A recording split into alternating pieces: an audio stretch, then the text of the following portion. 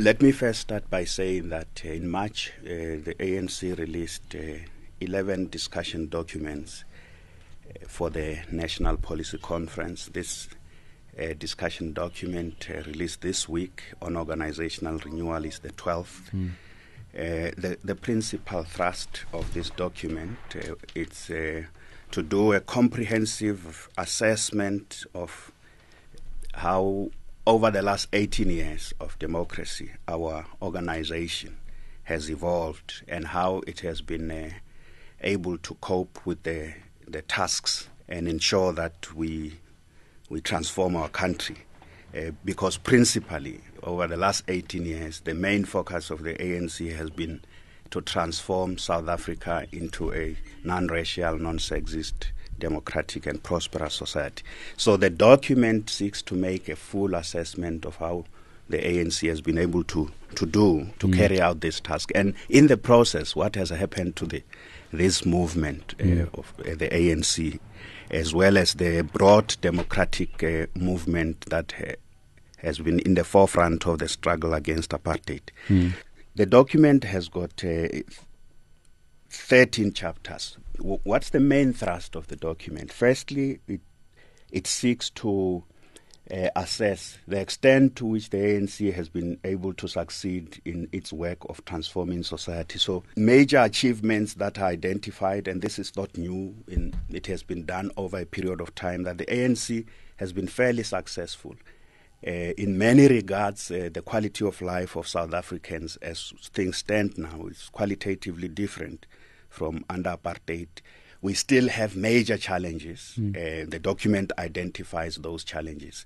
That anybody who criticizes the ANC has to acknowledge that there has been major improvements in terms of particularly the part of our country where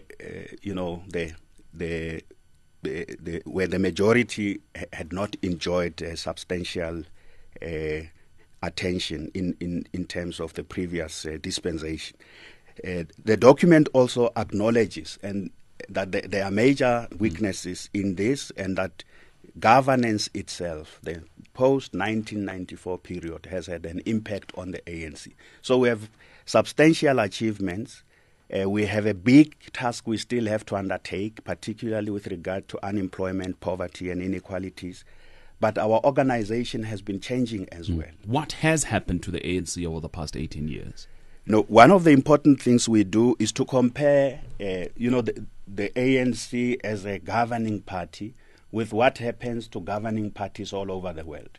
So we have also been undertaking a systematic study of what has happened to some of the liberation movements, some of the ruling parties everywhere in the world, that as soon as even the most transformative, the most progressive formation, once it is in power, it has to contend with new challenges.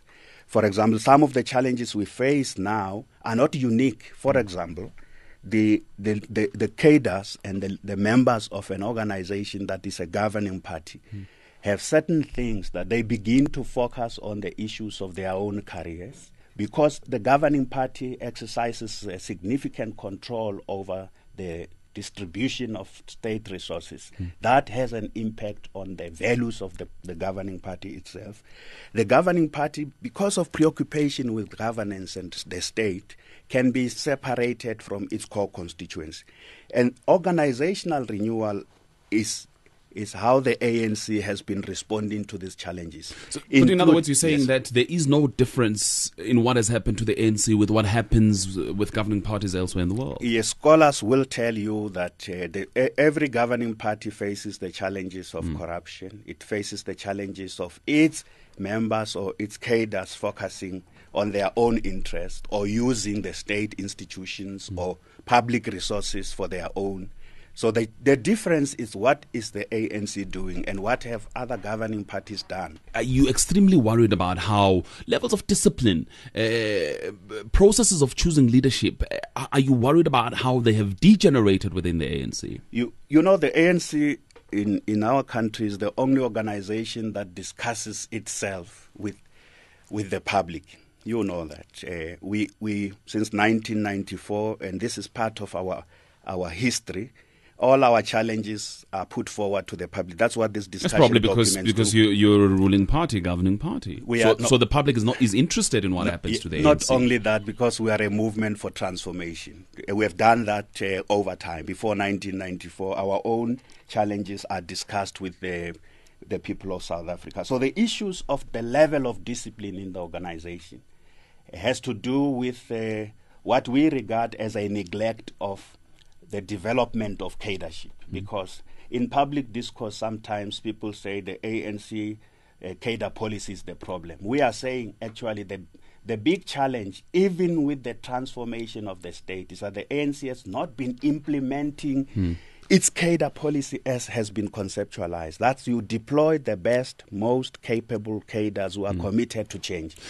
Let me make an example, because you say that what is happening to the ANC is similar to what happens to other ruling parties elsewhere in the world. Here's an example of a story that's been going on in China. It's about a guy called Bo Xilai. He was the chief of the Communist Party and a member of the Politburo in a province called Xinjiang, I think it is. Chongqing, yes. And what happened a few days ago is that there's a statement that was released that this guy has now been booted out. He's a son of a revolutionary and everything in China. Highly, highly regarded individual. But the scandal around him is such that everyone is saying it's the first crisis to face the Communist Party in China since the Tiananmen Square incident in 1989. The point that is making is that other parties elsewhere in the world are able to put a lid on discipline, are able to deal with these matters, and not so much with the ANC. No, you can't say that, certainly. I mean, how many disciplinary cases has the ANC been able to carry out? But here's the point. We're moving to a point now. We're moving. This discussion document says, particularly with regard to certain things that happen when leaders are deployed in positions of authority, they abuse that for their own purposes. The document puts forward a very strong proposal that the Integrity Commission of the ANC is going to be, because the story of China, I know that very well. There's the Chinese Communist Party has got something called the Commission on Discipline Inspection. That the Commission on Discipline Inspection is the one that helps to keep party members who are deployed to public office in line. But our Integrity Commission is going to do the same. Okay, I'm going to ask you about the Integrity Commission in a minute. Yes. But the point I was making with this story is that it's the first crisis since 1989. How many crises has the ANC gone through since 1994? It's gone through ups and downs. It's unable to keep a lid on discipline, and it's unable to deal with corruption. It's unable to deal with anything. But Kolani, just to be fair, I know that you're raising the bar to get the ANC to act firmly. Sure. And if you read the extent of the proposals we're making in the organizational renewal document are unprecedented, very far-reaching on how to deal with problems of corruption, how to deal with the issues of discipline in the organization, how to ensure that even at the point of just recruiting a member of the ANC, we have comprehensive proposals. What's the way forward? We say, when you apply to come into the ANC, we're now very concerned about what kind of people are we attracting in the organization. We've got a 6-month period through which by the time you get your membership card, within that 6 months, you would have undergone comprehensive political education at a branch level. Because one of the key challenges is how people come into a governing party.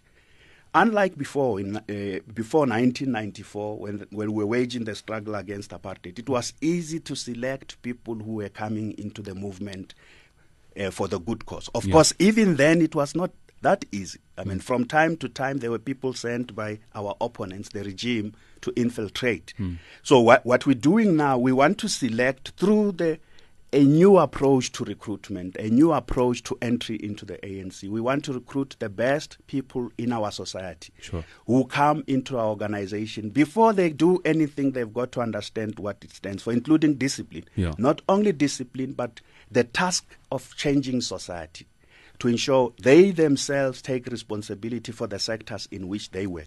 Even Paulo Jordan just a couple of days ago saying the ANC must not be seen to be condoning corruption. How are these measures of reinventing, of organizational renewal going to address those issues? We've got, in this document, we have what we call the Integrity Commission.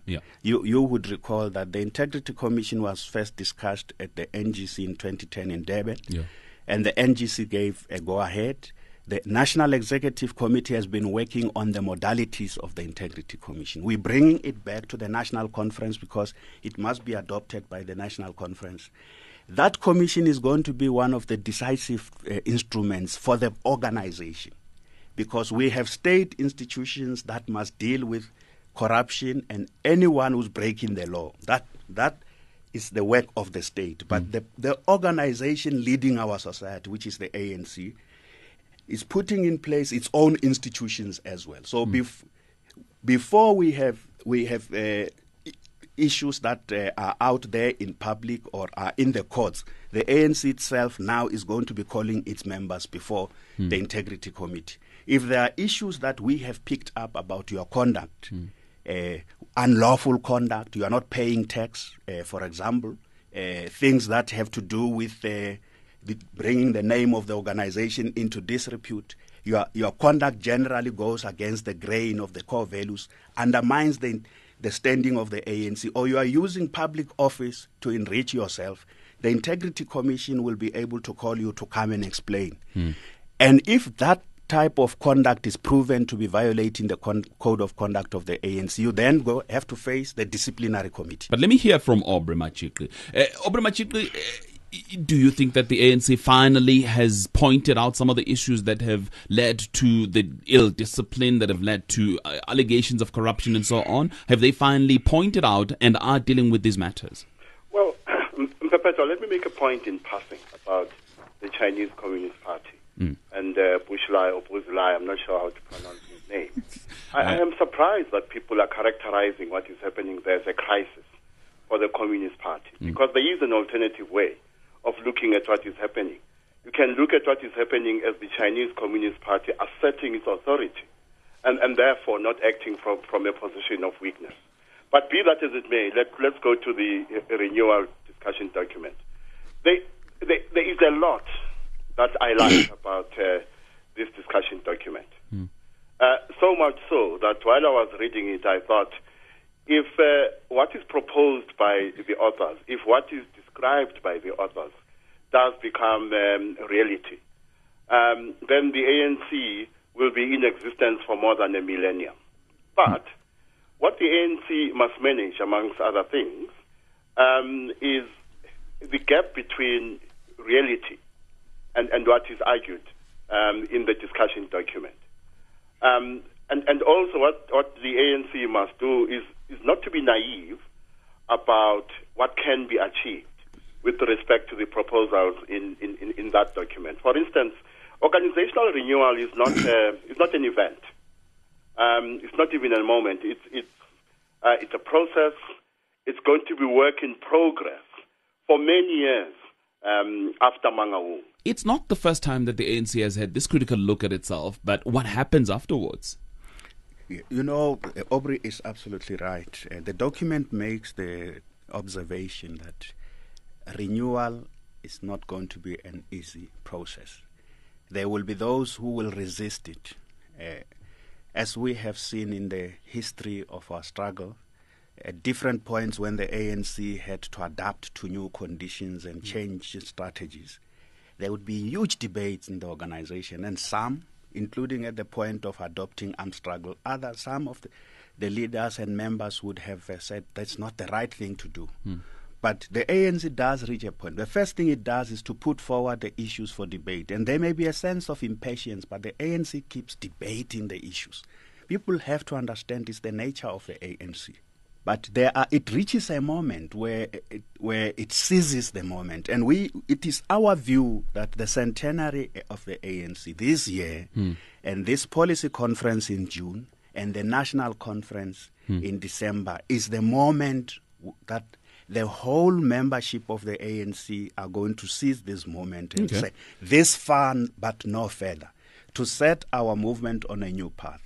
So you're saying that the seminal moments are coming. This conference, this policy conference, is a decider, is a changing point in the ANC's history. From the point of view of where do we take our organization for the sake of South Africa and for the sake of transforming this country, because if the ANC loses it, as as some of the signs now show that we can easily lose it, South Africa will go back many, many years. This is a very important undertaking ANC you're making. members understand that if we don't implement the decisions taken at the NGC in Durban on renewal, if we don't take forward these proposals being put here, that we have to fundamentally regain the confidence of South Africans that we are a movement of dignified people. The ANC is primarily a democratic organization.